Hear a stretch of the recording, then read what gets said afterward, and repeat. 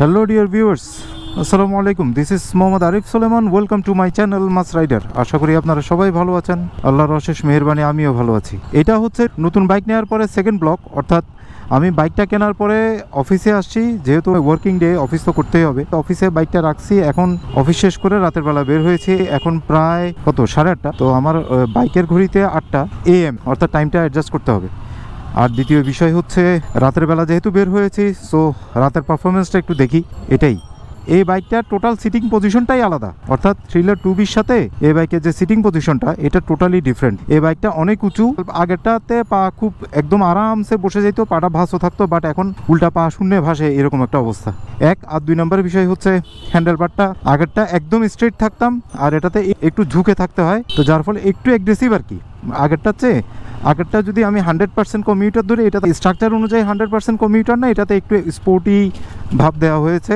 আর এই যে রাতের বেলা মিটারের যে ভিজিবিলিটিটা, থ্রিলার 2Bতে মিটারের ভিজিবিলিটিটা অনেক কম ছিল। দিনের বেলা তো সূর্যের আলোতে দেখাই যেত না, আর এটাতে দিনের বেলা ক্লিয়ার দেখা যায়, তারপর রাতের বেলা তো অবশ্যই ক্লিয়ার। আর হেডলাইটের আলোটা বুঝবো না, কারণ হেডলাইটে নতুন কেনার পরে যে পলিটা থাকে, এই পলিটা এখনও লাগানো আছে, যার ফলে হয়তো 100% পারফরমেন্সটা বুঝবো না, কারণ পলিটা একটু ব্লুইশ টাইপের পলি, তো ওটাতে আলো স্বাভাবিকভাবে একটু কম দেখাবে।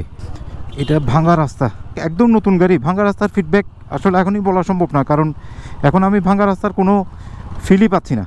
মানে ভাঙা যে এটা গায়ে লাগতেছে না একদম, যেহেতু ব্র্যান্ড নিউ, একদম প্রথম দিন, সাসপেনশনও যথেষ্ট স্টিপ, সো খুব একটা বোঝা যাচ্ছে না যে ভাঙা রাস্তায় চালাচ্ছি। আর যেহেতু ব্রেক ইন মানতে হচ্ছে, তো স্বভাবতই আমি খুব আস্তে আস্তে চালাচ্ছি।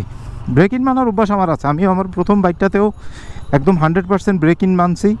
পরবর্তীতে যখন ওই বাইকটাতেই আবার একবার ওয়ারেন্টি পারপাসে আমার পিস্টন চেঞ্জ করতে হয়েছিল, ইঞ্জিনের রিং পিস্টন এগুলো চেঞ্জ করতে হয়েছিল, তখনও আমি ব্রেক ইন মানছি। সো ব্রেক ইন মানা নিয়ে আমার কোনো প্রবলেম নেই। অনেকে আছে ব্রেক ইন মানতে পারে না, ওইভাবে ধৈর্য ধরতে পারে না, নতুন বাইক নিয়েই দেখা যায় লং ট্যুরে চলে যায় বা স্পিডে রাইড করে, তো ওই ধরনের কোনো অভ্যাস নাই, বরং ব্রেক ইন মানার অভ্যাসটা আমার ভালো মতোই আছে। তো এখন মূলত বাসায় যাইতাম, যেহেতু বাসার ফ্যামিলি মেম্বাররাও ওয়েট করতেছে অ্যাকচুয়ালি আমার নতুন বাইকটা দেখার জন্য, তো বাসায় যাব। এর আগে একটা ছোট কাজ রয়ে গেছে, আমরা যেখানে মাঝে মাঝে একটু বসি একসাথে, তো ওখানে যাচ্ছি, কারণ হচ্ছে এটার ডকুমেন্টেশনের ইস্যুটা এখনও বাকি আছে। আজকে আনছি, কিন্তু আজকে ওদেরকে ডকুমেন্টে টাকা পয়সা দিয়ে আসি নাই, তো এটা প্ল্যানটা কি ওইটা একটু ক্লিয়ার হইতে হবে, কারণ ব্যাংক জমা তো অন্তত করে দিতে হবে। নতুন গাড়ি ডকুমেন্ট পাইতে একটু টাইম লাগবে, বাট আলটিমেটলি ব্যাংক জমা তো করে দিতে হবে। অনেস্টলি স্পিকিং, আমি কিন্তু এখন পর্যন্ত বাইকটা চালিয়েছি 11 কিলোমিটার, বাট আমি এখনও এই বাইকটার সাথে ইউজ টু হইতে পারিনি, কারণ এর আগে আমি এটারই প্রথম ভার্সন চালাইছি বলতে গেলে, অলমোস্ট সেম ডিজাইন, তারপরে সেম সিরিজের একটা বাইক আমি চালিয়েছি 2B। ওইটার সাথে এটার সিটিং পজিশন বলি, স্ট্রাকচার বলি, এটা এমনি বাইক থেকে দেখতে মনে হবে সেম, কালার ডিফারেন্স বা কিছু ডেকোরেটিভ চেঞ্জ আছে, বাট অ্যাকচুয়ালি অনেক পার্থক্য। এটা সিটিং পজিশন থেকে শুরু করে রাইডিং পজিশন চেঞ্জ আছে, যার ফলে আমি এখনও এই বাইকটার সাথে ইউজ টু হইতে পারিনি।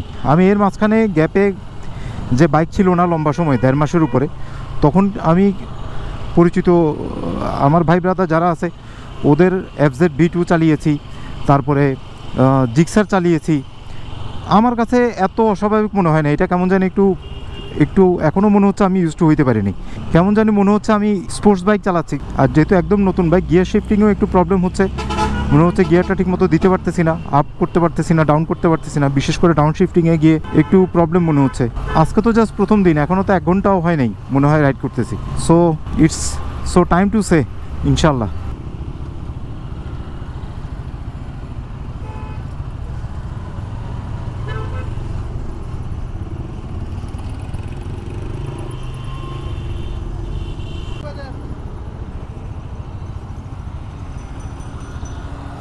আমি চলে এসেছি আমার আড্ডাস্থলে। এখানে আজকে দেখলাম সবাই খুব সুন্দর করে বাইক রাখছে, সো আমিও ওভাবেই রাখি। এই যে আমাদের বাকি বাইকগুলো, একটা অনিকের, ওটা অনিকের, এটা মাসুদ ভাইয়ের, সেম বাইক, সেম, একদম সেম লুকিং, নো ডিফারেন্স।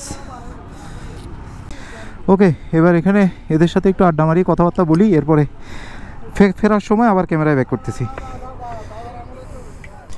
পায়ের ব্রেকটা একটু নিচু না, পায়ের ব্রেকটা একটু নিচু না, নিচু, অনেক নিচু। কালকে গিয়া করবে রে। আচ্ছা, হ্যাঁ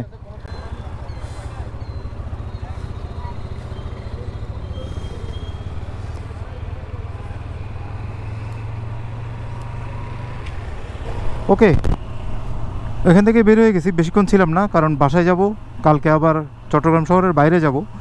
তো চট্টগ্রাম শহরের বাইরে যেহেতু যাব, বাইক নিয়ে যাব না, যেহেতু নতুন বাইক, সো বাসায় যাব। বাসার লোকজনও তো দেখবে, তারাও মুখে আছে বাইকটা দেখার জন্য, সেজন্য এখানে বেশি সময় দেই নাই।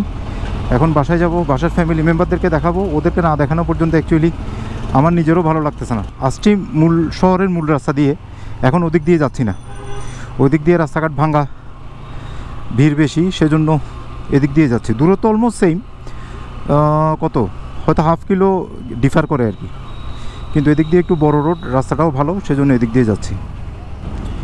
এনিওয়ে, বাইক সম্বন্ধে ডিটেল ভিডিও, আরও ডিটেল কথাবার্তা, আরও ডিটেল চেঞ্জগুলো, এ বাইকের পজিটিভ নেগেটিভ সব কিছু বিষয় নিয়েই আপনাদের সাথে আলোচনা হবে।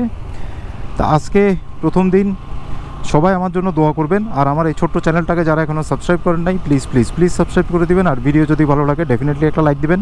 ইনশাল্লাহ পরবর্তীতে দেখা হচ্ছে এই বাইকেরই আরও নতুন নতুন বিষয় নিয়ে দেখা হবে, কথা হবে। ততক্ষণ পর্যন্ত সবাই ভালো থাকবেন, সুস্থ থাকবেন, নিরাপদে থাকবেন এবং অবশ্যই নিরাপদে বাইক রাইড করবেন। আর আমার এই ছোট্ট চ্যানেলটাকে যারা এখনও সাবস্ক্রাইব করেন নাই, প্লিজ প্লিজ প্লিজ সাবস্ক্রাইব করে দিবেন। আর ভিডিও যদি ভালো লাগে ডেফিনেটলি একটা লাইক দিবেন।